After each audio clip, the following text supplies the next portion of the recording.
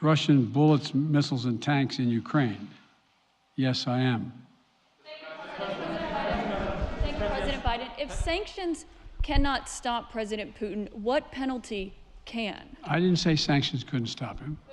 You've been talking about the threat of these sanctions for several weeks now. Yes, but the threat of the sanctions and imposing the sanctions and seeing the effect of the sanctions are two different things. They're two different things. And he's going to begin to see the effect of the sanctions. And what will that do? How will that change his mindset here, given he's because attacking it will so Ukraine weaken as we his speak? country that he'll have to make a very, very difficult choice as to whether to continue to move toward being a second-rate power or, in fact, respond. You said in recent weeks that big nations cannot bluff when it comes to something like this. You recently said that the idea of personally sanctioning President Putin was on the table. Is that a step that you're prepared to take? And if not, it's not a bluff, it's on the table. Sanctioning President Putin? Yes. Why not sanction him today, sir? Mr. President? Why not sanction him today, sir? Mr. President, if I can, you detailed some severe and swift new sanctions today and said the impact it will have over time. But given the full-scale invasion, given that you're not pursuing disconnecting Russia from what's called SWIFT, the international banking system, or other sanctions at your disposal, respectfully, sir, what more are you waiting for? Specifically, with the sanctions we've imposed exceed SWIFT. The sanctions we imposed exceed anything that's ever been done. The sanctions we imposed have generated 2/3 of the world joining us. They are profound sanctions. Let's have a conversation in another month or so to see if they're working.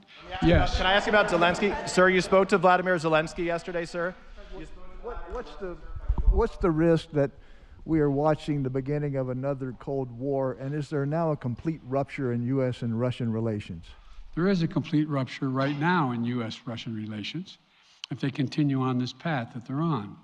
And in terms of a Cold War, that depends. You have the vast majority of the rest of the world in total opposition to what he's doing, from Asia to South America to Europe to around the world. And so it's going to be a cold day for Russia.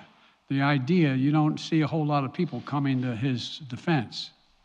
And are you, if I could follow up, sir, are you urging China to help isolate Russia? Are you urging China to help isolate Russia?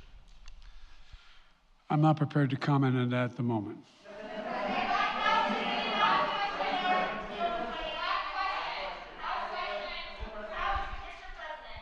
Wait, no.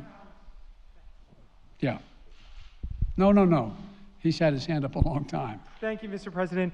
How concerned are you that Putin wants to go beyond Ukraine into other countries, and the U.S. will have to get involved if he moves into NATO countries? Well, if he did move into NATO countries, he will be involved. We will be involved. The only thing that I'm convinced of is if we don't stop now, he'll be emboldened.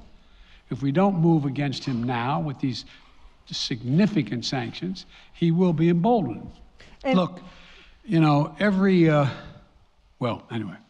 Can you talk anything more about your conversation? Mr. President. Why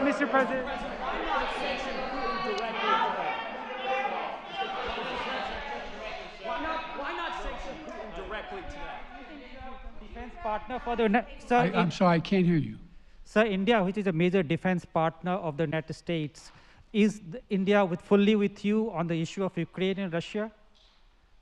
Does the Defense Department of the United States? Sir, India is one of your major defense partners. Is India fully in sync with the United States on Russia? We're in consultation with India today. We haven't resolved that completely. One more question. Okay, thank you all very much. Thank you. Mr. President.